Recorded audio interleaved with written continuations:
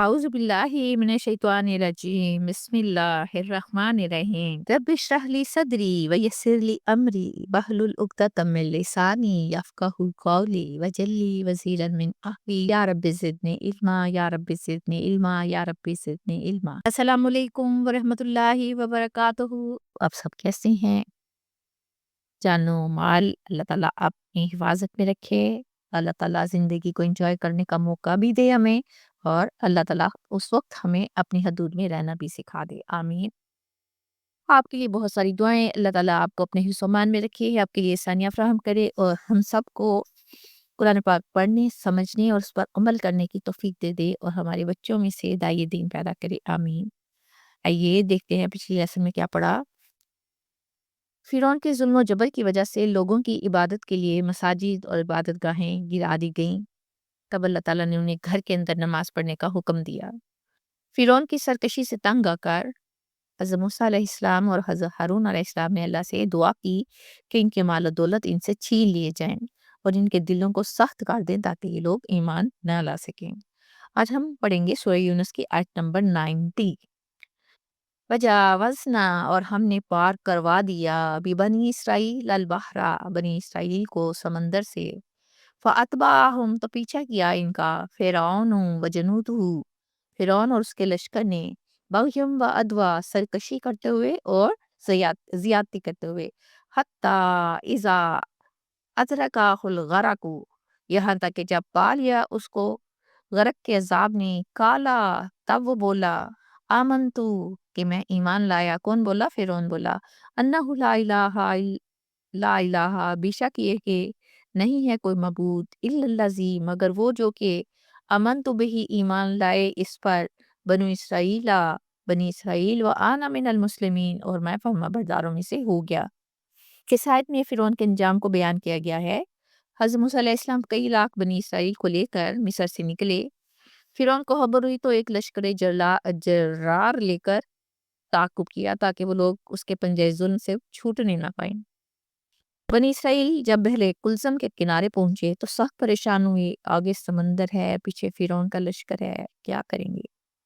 اس موقع پر حضرت موسیٰ علیہ السلام نے انہیں تسلی دی کہ دیکھیں اللہ تعالیٰ ہمیں تنہا نہیں چھوڑیں گے۔ اللہ کی طرف سے حکم ہوا کہ اپنی لاٹھی سمندر میں ماریں۔ سمندر کا پانی دونوں طرف پہاڑوں کی لہروں کی طرح کھڑا ہو گیا، اور درمیان میں 12 خشک راستے بن گئے۔ یہ پار ہوئے تو فرعون بھی سمندر کنارے پہنچ گیا۔ خشک راستے دیکھ کر انہوں نے بھی گھوڑے اس میں ڈال دیے۔ جب تمام فوج جو ہے فرعون کی سمندر کے وسط میں پہنچ گئی تو کیا ہوا؟ پانی کو حکم ہوا کہ آپس میں مل جائے۔ دونوں طرف سے پانی مل گیا۔ اب سارا لشکر اور سامان موجوں کی نظر ہو گیا۔ فرعون نے دیکھا کہ اب تو ڈوبتا ہوں۔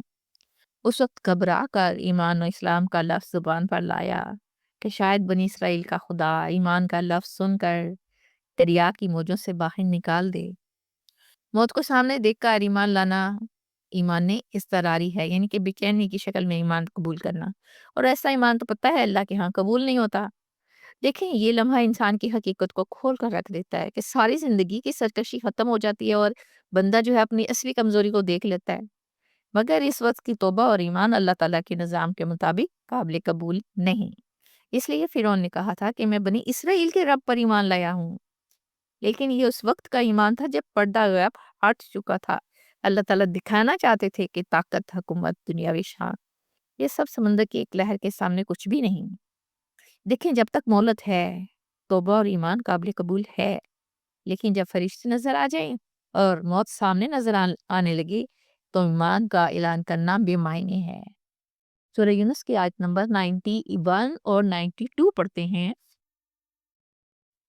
الانا، کیا اب، وقد حالانکہ یقیناً، عصیتا، قبلو، تو نے نافرمانی کی تھی۔ یہ جواب دیا جا رہا ہے فرعون کو، اس سے پہلے وکنتا، اور تو تھا، من المفسدین، فساد کرنے والوں میں سے۔ نیکسٹ آیت پڑھتے ہیں، فالیوما، پس آج ہم، ننجی کا، آج ہم بچا لیں گے تجھے، ببدانی کا، تیرے بدن سمیت، یعنی کہ تیرے بدن کو کچھ نہیں ہوگا، لتکونا، تاکہ تو ہو جائے، لمن خلفا کا، ان کے لیے جو تیرے پیچھے آنے والے ہیں، آیاتا، نشانی، وَإِنَّ كَثِيرًا مِّنَ النَّاسِ اور بے شک بہت سے لوگ عَنْ آیاتِنَا ہماری نشانیوں سے لَغَافِلُونَ یقیناً غافل ہیں۔ اس کے ایمان لانے پر اللہ تعالیٰ فرعون سے فرما رہے ہیں کہ کیا اب ایمان لاتے ہو موت کو سامنے دیکھ کر؟ یعنی ساری عمر مخالف ہو کر گمراہی پھیلاتے رہے، شرارتیں کرتے رہے، اب عذاب کو سامنے دیکھا تو یقین لائے۔ اس وقت کا یقین کیا معتبر ہو سکتا ہے؟ قبض روح ہو اور معائنہ عذاب کے وقت ایمان لانا لاحاصل ہے۔ ایمان تو وہی معتبر ہوتا ہے جو پردہ غیب میں لایا جائے، یعنی جب نتائج نظر نہ آ رہی ہوں، جب انسان آزمائش کی حالت میں ہوتا ہے، پھر سچے دل سے ایمان لاتا ہے، اور یہ ایمان اللہ تعالیٰ کو پسند بھی ہے۔ یہ دیکھیں، یہ آیت ہمارے لیے بہت بڑی تنبیہ ہے۔ اللہ تعالیٰ انسان کو سمجھا رہے ہیں کہ زندگی میں توبہ کر لو، موت کے وقت توبہ کے دروازے بند ہو جائیں گے۔ آیت نمبر 92 میں اللہ تعالیٰ فرما رہے ہیں کہ آج ہم نجات دیں گے یا بچا لیں گے۔ کس کو بچا لیں گے؟ تیرے بدن کو۔ کس کے بدن کو؟ فرعون کے بدن کو۔ کیوں بچا لیں گے؟ تاکہ آنے والے لوگوں کے لیے تیری لاش نشان عبرت بن جائے۔ اللہ تعالیٰ نے فرمایا تمہاری لاش تباہ نہیں ہوگی، سمندر میں غائب نہیں ہوگی، بلکہ محفوظ رکھ کر لوگوں کو دکھائی جائے گی تاکہ ہر قوم جان لے کے تکبر اور سرکشی کا انجام کیا ہوتا ہے۔ دیکھیں، یہ ایک غیر معمولی معجزہ ہے۔ عام طور پر سمندر میں کیا ہوتا ہے؟ لاشوں کو یا تو کھا لیا جاتا ہے، جو سمندری جانور ہیں وہ کھا جاتے ہیں یا مسخ کر دیتے ہیں، مگر فرعون کا جسم محفوظ رہا۔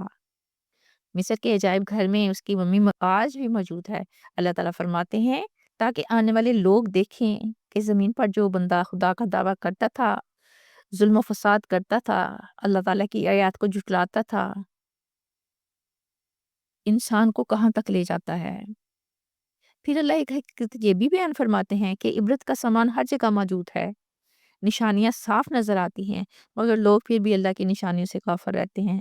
یہ دنیا کا سب سے بڑا المیہ ہے کہ نشانیاں دیکھتے ہوئے بھی اللہ تعالیٰ انسان دل بدلنے کو تیار نہیں ہوتے۔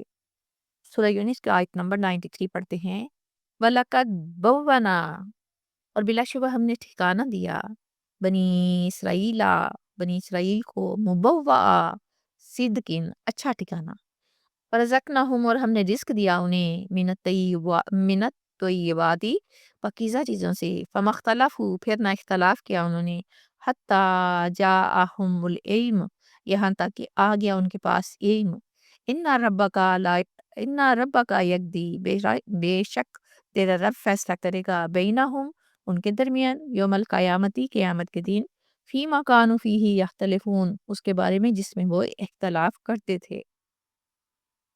اب کیا ہوا؟ فرعون کی غرقابی کے بعد اللہ تعالیٰ بنی اسرائیل کی بات کرتے ہوئے فرماتے ہیں کہ فرعونیوں کے بعد انہیں مصر کی ملکیت دی، کن کو؟ بنی اسرائیل کو، اور یہ لوگ فرعونیوں کے خزانوں کے مالک بنے۔ پھر کچھ عرصہ بعد قوم عمالقہ کو نکال کر ملک شام عطا کیا۔ دونوں ملک سبز و شاداب ہیں، یہاں صاف ستھری پاکیزہ اور لذیذ چیزوں کی افراط ہے۔ اگر اس کے بنی اسرائیل طیب نعمتوں سے مالا مال کر دیے گئے، پھر اللہ تعالیٰ نے مادی انعام کے بعد اب دینی اور روحانی نعمت سے سرفراز فرمایا۔ تو کیا تھی؟ کہ تورات شریف کا علم دیا جس میں دین کے اصول بیان کیے گئے۔ یہ سب نعمتیں ملنے کے بعد ان کے لیے مناسب نہیں تھا کہ ایسی صاف چیزوں میں اختلاف کر کے آپس میں پھوٹ ڈالیں اور فرقہ بندی کی نحوست میں گرفتار ہوں، لیکن صاف اور واضح حقائق پہنچ جانے کے بعد طرح طرح کے اختلافات پیدا ہو گئے، مگر اللہ تعالیٰ نے یہاں ایک واضح نقطہ بیان فرمایا کہ اصل اختلاف اس وقت نہیں تھا جب وہ تکلیف میں تھے، بلکہ جب علم آیا، ہدایت ملی، جب کتاب آئی، تب یہ اختلافات ہوئے۔ دیکھیں، جب انسان پر آزمائش آتی ہے نا، اس وقت عام طور پر سب متحد ہوتے ہیں، لیکن جب نعمتیں آتی ہیں تو نفس جاگ اٹھتا ہے، حسد پیدا ہوتا ہے، گروہ بنتے ہیں، اختلافات جنم لیتے ہیں۔ اللہ تعالیٰ فرماتے ہیں کہ قیامت کے دن ہم ان کے اختلافات کا فیصلہ کر دیں گے۔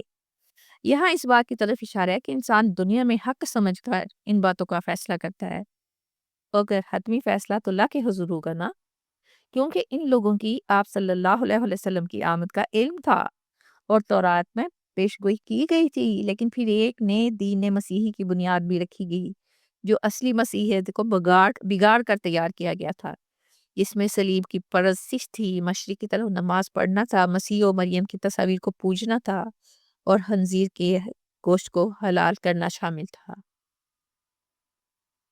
ٹائم پھر زیادہ ہو جاتا ہے۔ اسی کے ساتھ میں آپ سے اجازت چاہتی ہوں۔ ہنستے رہیے، بستے رہیے، خوش رہیے، آباد رہیے، اللہ کی امان میں رہیے، انشاءاللہ پھر ملیں گے، تب تک کے لیے اللہ حافظ۔